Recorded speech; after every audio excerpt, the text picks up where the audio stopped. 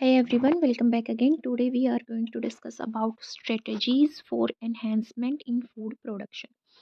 कौन कौन सी स्ट्रेटजीज और टेक्निक्स टेक्नोलॉजी का यूज़ करते हैं हम अपनी फूड प्रोडक्शन को एनहेंस करने के लिए, जैसे मिल्क प्रोडक्शन को इंक्रीज़ करने के लिए या फिर क्वालिटी ऑफ मिल्क या उसमें प्रोटीन की अमाउंट को इंक्रीज़ करने के लिए, एग की क्वालिटी को इम्प्रूव करने के लिए, या फिर हनी है एपिकल्चर के थ्रू उसका प्रोडक्शन में इंक्रीज़ कर उसका प्रोडक्शन इंक्रीज़ करने के लिए। तो ये डिफरेंट जो हमारे मेथड्स हैं उसको हम स्टडी करेंगे इस टॉपिक में। But today's video will focus on animal husbandry and the methods of animal breeding and controlled breeding experiments. So stay tune with me and thank you so much for clicking on my video. तो सबसे पहले बात करते हैं animal husbandry की। Animal husbandry है क्या? Animal husbandry एक एग्रीकल्चर प्रैक्टिस है जिसमें हम क्या करते हैं, ब्रीडिंग करते हैं। ब्रीडिंग मतलब प्रजनन करना, हिंदी में अगर इसका मतलब देखा जाए तो प्रजनन करना है। Raising life stock, life stock में जितने भी हमारी कैटल्स आ गई उनको रेज करना, जो हम ह्यूमन बींग्स के लिए क्या है, यूज़फुल है। जैसे एनिमल हस्बेंड्रिंग में हम एनिमल्स को फीड कराते हैं, उनको प्रॉपर शेल्टर प्रोवाइड करते हैं, हैबिटेट प्रोवाइड करते हैं अकॉर्डिंग टू देयर रिक्वायरमेंट। जैसे भाई गोट्स को, शिप को अलग हैबिटेट चाहिए, कैटल्स को सॉरी जैसे हमारी काउज़ और बफेलो है उसको अलग हैबिटेट चाहिए, कैमल को अलग चाहिए, ठीक है, हॉर्स को अलग चाहिए। तो इस तरह से हम क्या करते हैं, प्रॉपर शेल्टर प्रोवाइड करते हैं। Preventing and curing animal disease, कुछ कॉमन डिजीज़ होती हैं एनिमल्स में, उससे पहले ही वैक्सीनेट करना, है ना, हाइजीनिक कंडीशन मेंटेन करना ताकि हम डिजीज़ के स्प्रेड को बचा सकें, ठीक है। Proper breeding of animal, reproduction, caring after delivery, ठीक है, फीडिंग, इन सब का ध्यान रखना, वो हमारा सब क्या आ गया, एनिमल हस्बेंड्री में आ गया। एनिमल हस्बेंड्री बेसिकली क्या करती है, केयर और ब्रीडिंग के साथ डील करती है। जैसे बफेलोज की, काउस की, पिग्स की, हॉर्सेस की, कैटल की, जितने भी डोमेस्टिक एनिमल्स हैं उनसे, उनको कैसे रेयर करेंगे हम, कैसे उनकी केयर करेंगे, कैसे ब्रीडिंग करवाएंगे, ठीक है, वो सब डील करते हैं हम एनिमल हस्बेंड्री में। एनिमल हस्बेंड्री एक साइंटिफिक मैनेजमेंट प्रैक्टिस है जो हम एशियन टाइम से करते आ रहे हैं, ठीक है। तो ये इसमें कौन कौन सी हम एनिमल्स का यूज़ करते हैं, किस किस को रखते हैं, किस किस को रेयर करते हैं। तो कैटल फार्मिंग इसमें आता है जिसमें हम कैटल्स की मेंटेनेंस करते हैं मिल्क के लिए बेसिकली। पोल्ट्री फार्मिंग आता है जिसमें फॉल को एग के लिए या फिर चिकन्स को मीट के लिए हम रेयर करते हैं, उनको उनकी टेक केयर करते हैं। फिश फार्मिंग फूड के लिए या इकोनॉमिक प्रोडक्ट्स के लिए, जैसे ऑयल एक्सट्रैक्ट करते हैं फिशेस से, प्रोटीन बनाते हैं, टैबलेट्स बनाते हैं, कुछ ऑर्नामेंट भी हम उनके शेल से बनाते हैं। तो हमारा फिश फार्मिंग, बी कीपिंग, जिसमें हम हनी और वैक्स का प्रोडक्शन करते हैं by rearing and breeding and by taking care of bees. तो एनिमल हस्बेंड्री में हमारी कैटल फार्मिंग आती है, poultry farming, fish farming, bee farming आती है। इसके बाद आती है एडवांटेज क्या है एनिमल हस्बेंड्री की। तो हमें पता है मिल्क का प्रोडक्शन इंक्रीज़ होता है, एग का प्रोडक्शन इंक्रीज़ होता है, प्लस क्वालिटी भी इंक्रीज़ होती है। फ़िश, मीट, हनी लेने के लिए, बी वैक्स लेने के लिए, एनिमल प्रोडक्ट्स को, जैसे चीज़ है, बटर है ना, मिल्क है, या फिर हमारा फ़िश है, मीट है, जो भी है, इसकी एनिमल प्रोडक्ट का यूज़ जो है वो प्रॉपर हो सके, उसमें हेल्प करता है animal husbandry. Plus increased resistance to diseases, अगर हम एनिमल्स की प्रॉपर केयर करते हैं, वैक्सीनेट करते हैं, हाइजीनिक कंडीशन मेंटेन करते हैं, तो जो डिजीज स्प्रेड होती हैं उनसे, उसमें भी रुकावट आती है।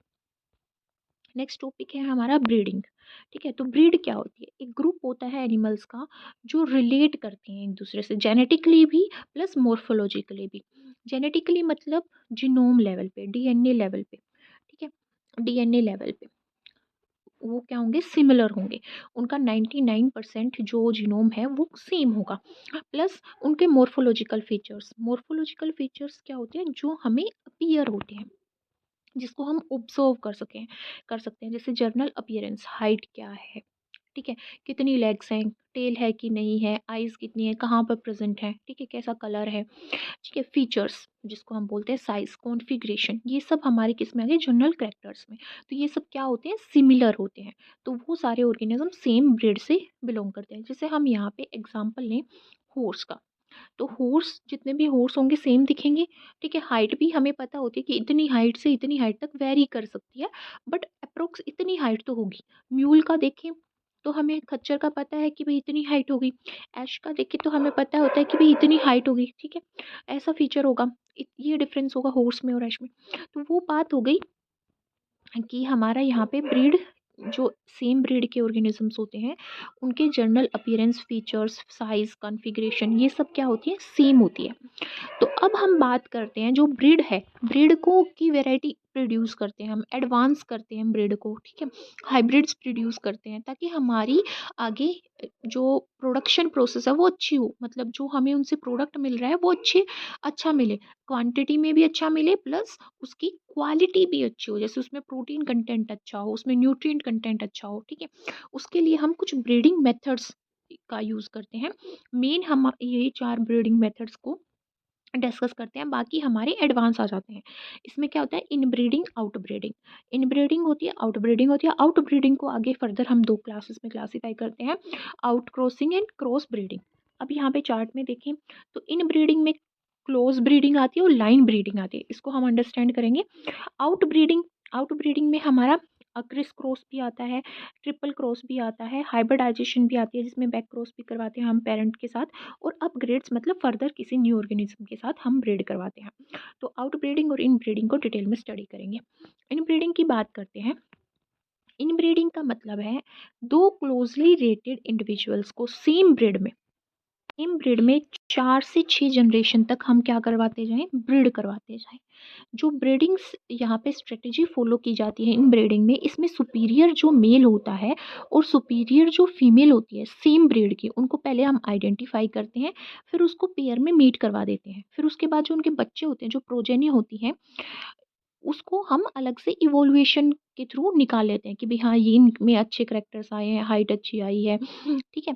और फिर उनमें से हम सिलेक्ट करते हैं, उन जो उनकी प्रोजेनी होती है, बच्चे जो होते हैं, उनमें से हम फिर सुपीरियर मेल और फीमेल को दोबारा से सिलेक्ट करते हैं, फिर उनका क्या करवाते हैं, मेटिंग करवाते हैं, फिर जो उनके बच्चे होते हैं फिर उनको सिलेक्ट करते हैं। इस तरह से ये 4 से 5 जनरेशन तक चलता रहता है, ठीक है। तो हमें क्या पता चला कि जो इनब्रीडिंग है उसकी हेल्प से प्योर लाइन आएगी। प्योर लाइन का मतलब है कि जो अच्छे अच्छे करेक्टर्स हैं वही आते चले जाएंगे, तो प्योर लाइन आएगी, ठीक है।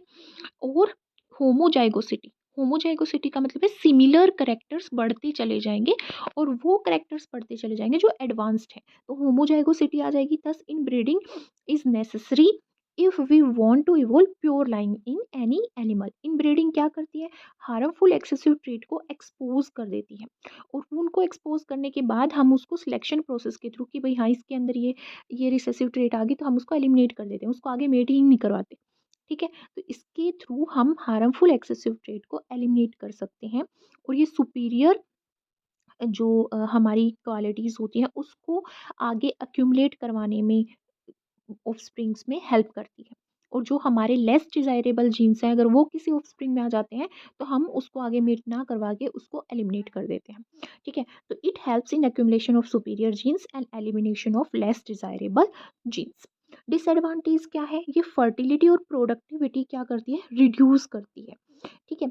क्यों, क्योंकि जो सिलेक्टेड जो एनिमल्स हैं ब्रीडिंग पॉपुलेशन की, वो अनरिलेटेड सुपीरियर एनिमल्स के साथ मेट किए जाने चाहिए, बट हम उनको रिलेटेड एनिमल्स के साथ ही मीट करवाते हैं, इस वजह से उनकी फर्टिलिटी और उनका जो येल्ड है वो क्या होता जाता है, कम होता जाता है, और इन ब्रीडिंग डिप्रेशन बढ़ता जाता है। इन ब्रीडिंग डिप्रेशन का मतलब क्या होता है, मान लो ये एक आइलैंड है, इस आइलैंड के अंदर 10 मेल हैं और 15 फीमेल हैं, बट इन्हीं के बीच में हम क्या करवा रहे हैं, रिप्रोडक्शन मेटिंग करवा रहे हैं।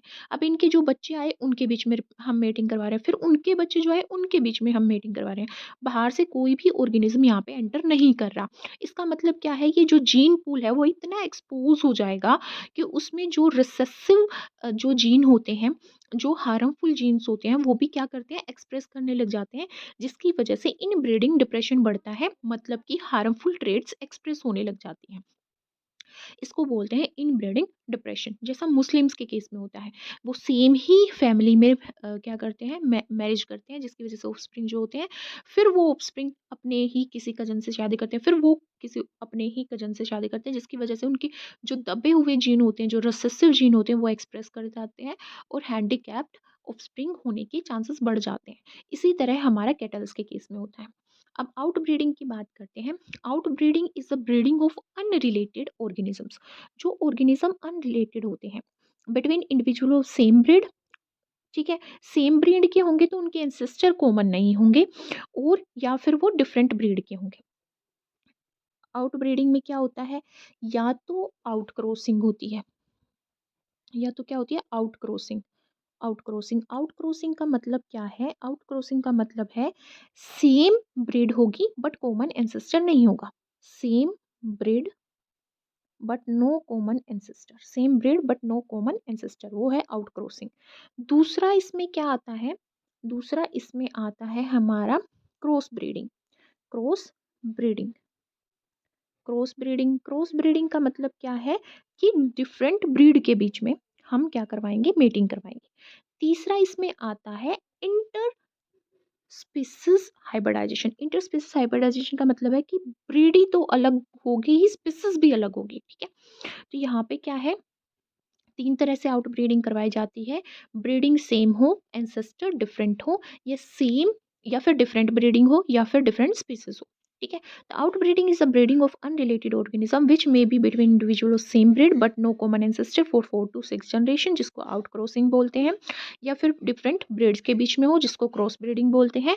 या फिर डिफरेंट स्पीसीज के बीच में हो, जिसको इंटरस्पेसिफिक हाइब्रिडाइजेशन बोलते हैं।